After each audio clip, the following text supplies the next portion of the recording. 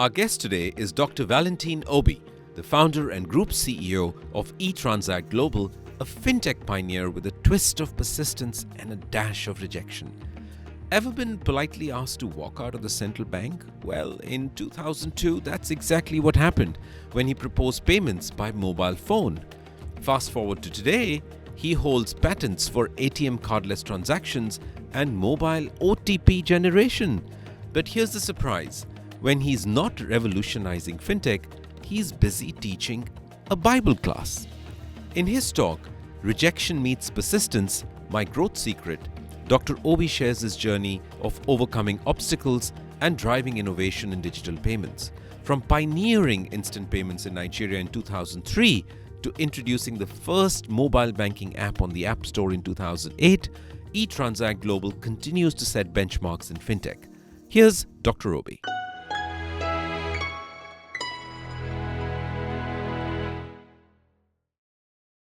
In Africa, the entrepreneurial journey usually begins with excitement of an innovative idea, and I think it's so with other clients. But soon it collides with the realities of how you fund your idea, regulations, and also market acquisition. Unlike many places, even in Africa or any other place, this can actually dampen your spirit as an entrepreneur. Unlike in many other regions, entrepreneurs in Africa don't have precedents, places they can go to learn a couple of things. And this is an issue because if you don't get direction, sometimes you miss the boat. There's an African proverb that says, standing on the shoulders of them who have gone ahead of you allows you to see further. Right? So if we don't have these precedents or guides, it becomes very difficult. My own journey began in 2001 in a Nigeria barely touched with mobile telephones. We had a population of over 200 million with only 50,000 mobile phones working, with limited landline access. It was indeed a country ripe for digital revolution. In 2001 also is the time the government of Nigeria began to license mobile network operators. And that signaled to me that this is indeed the start of a mobile revolution in our country. It was during the same time that I looked and I said, okay, what can we do with mobile phones? So I envisioned a mobile payment system that could transform how money moved in a country that is so much reliant on cash. Everything you want to do in Nigeria in those days is by cash. You want to buy a house, it's by cash. You want to buy a car, it's by cash. I think this happens in most African countries. So armed with this idea, I approached our potential backer. First on the list for me was the Central Bank of Nigeria before going to the banks. However, in each meeting, I was rejected. It ended in rejection. With the CBN, the look on the director's face is like, this guy thinks we don't have anything to do than to listen to a fantasy story. Because people are still struggling to know how to use their mobile phones, and you're telling them about something else to do with the phones. Now, after my pitch, he politely walked me out of his office and just made a comment, sent us a report when you start. Then in Nigeria, there was no licensing. There was no licensing for anything. It took 9 years after, 2012 to be precise, before the Nigerian government, the central bank, began to issue mobile money operator license.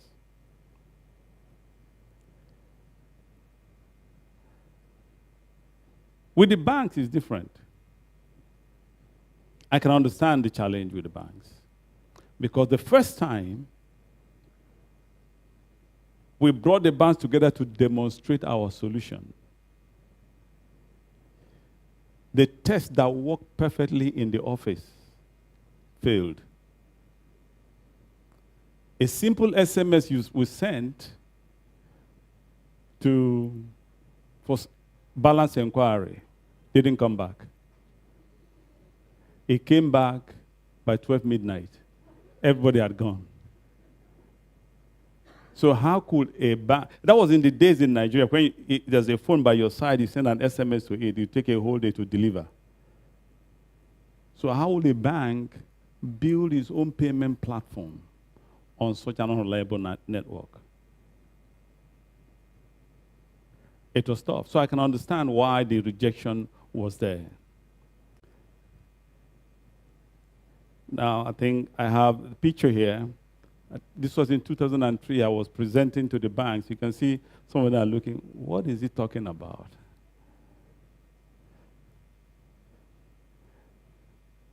However, we soldiered on. My vision, though clear and revolutionary to me, but to them, the people I was talking to, was quite implausible. They couldn't see what I saw. A future where mobile banking and payment, and I'm talking about 2002, will lead in the payment industry.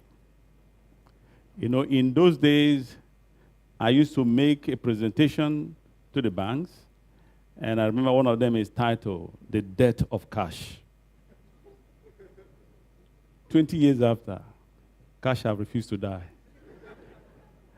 You know, but we dented his ego nonetheless, because I'm not seeing people carrying big bag of cash to go and buy a car these days. Now you can transfer money easily. Now the frequent rejection could have been a sign to give up, but instead to me it affirmed the novelty of my idea. You see, being ahead of the curve often means walking a lonely path, right? You know it, they didn't know it, but it's okay. One thing is that I refuse to be discouraged.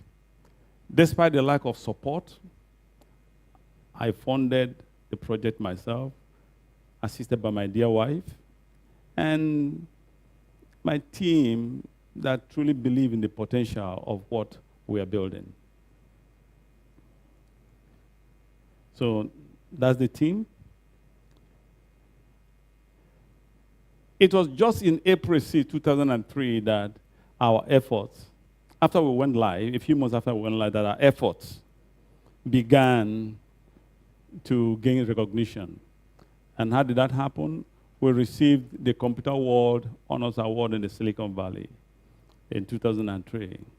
You know, and that was the first time a technology company from Africa was featured on an award. And it was indeed a great boost for the team. That was fine. But it's actually the internal support we got in Nigeria. After the award, the president, my then president, President Olusegun Obasanjo, invited us to his villa, basically to tell him about the award.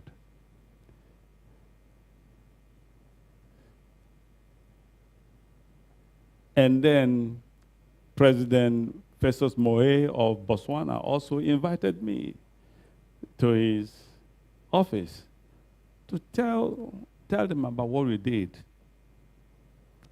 Now, that was what actually propelled us forward.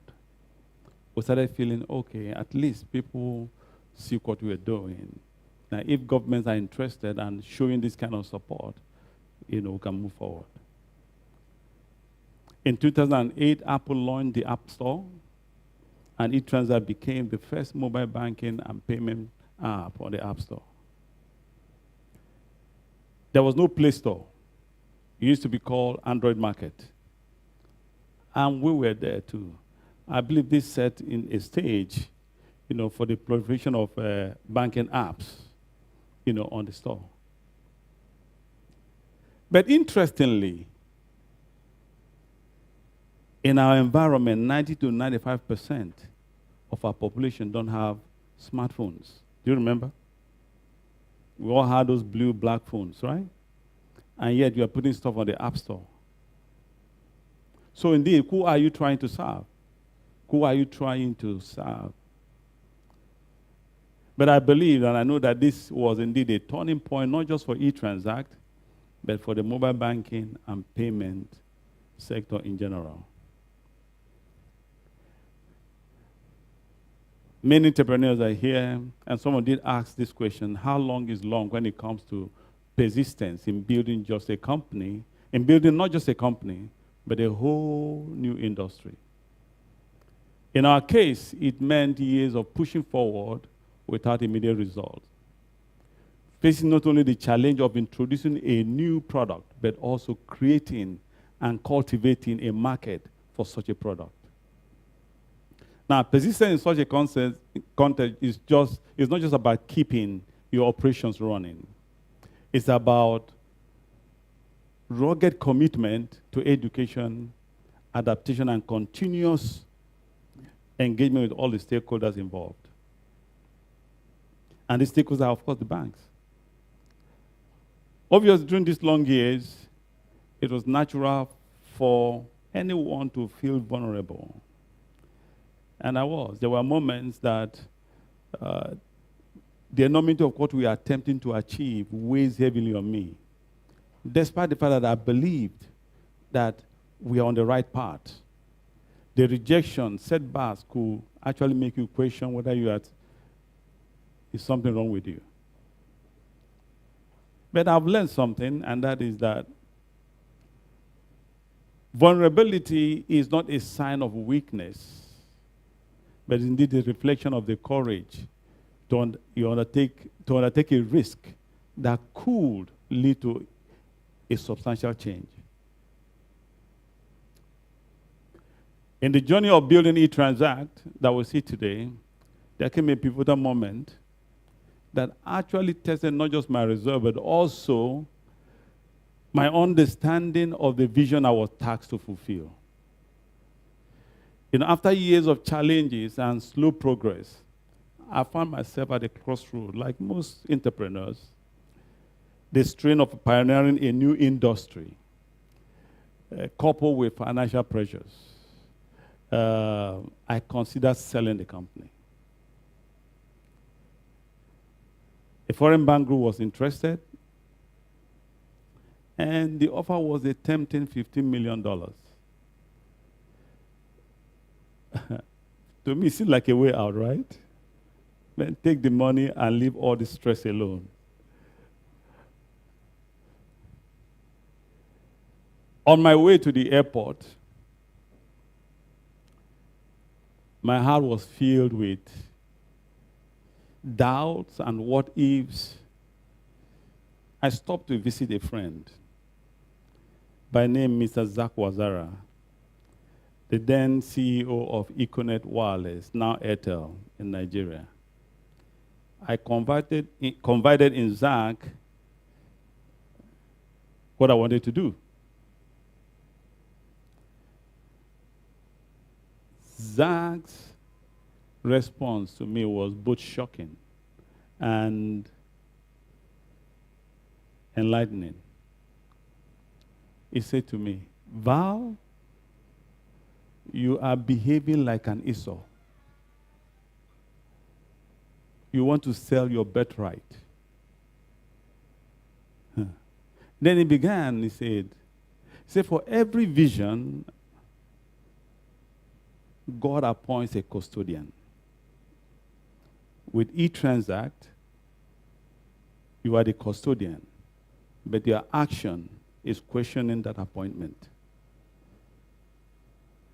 That word really struck home. And at that moment, I realized one thing, that my venture was more than a business, it was a responsibility. A responsibility I was about to abandon. His metaphor of selling my birthright made me see the long-term impact and the potential legacy that eTranzact held. So, and this conversation was what actually made me make the decision not to sell the company. I said to embrace the challenges as part of my journey. I'll be frank, it was not easy. $15 million is not easy. But it reminded me that vulnerability can often cloud our vision, make us doubt our paths. It taught me the importance of community and guidance, how crucial it is to have friends and mentors who not only support, but also challenge us to rethink and recommit to our core missions. In closing, in this message, a message to you is this: do not be disheartened by rejection. If you are certain of your ideas, persevere with it. The lack of immediate support does not reflect the worth of your innovation. It often means you are simply ahead of your time. You know, you push forward, you don't give back. Remember one thing: every great journey begins with a believer, and you can be that believer. Embrace vulnerability as it may look like today to you. Let it become a strength, not a weakness. It is a sign of your commitment and your willingness to challenge the status quo, which is an essential requirement for anyone that wants to make a significant impact. I want to encourage every one of us here to let's continue to do what? Innovate, inspire, and influence the world for a better. Don't look at rejection as the last thing that can happen to you. It can actually help you it can prepare you forward. So please keep moving forward. Focus on your vision, regardless of the noise around you, because you're going to have a lot of them. You know. And I conclude with the African saying that says that the lion does not look back when a small dog barks. There's going to be a lot of backing on your way, but don't give in to that. Just remain strong and focus on where you're going. Thank you very much for listening.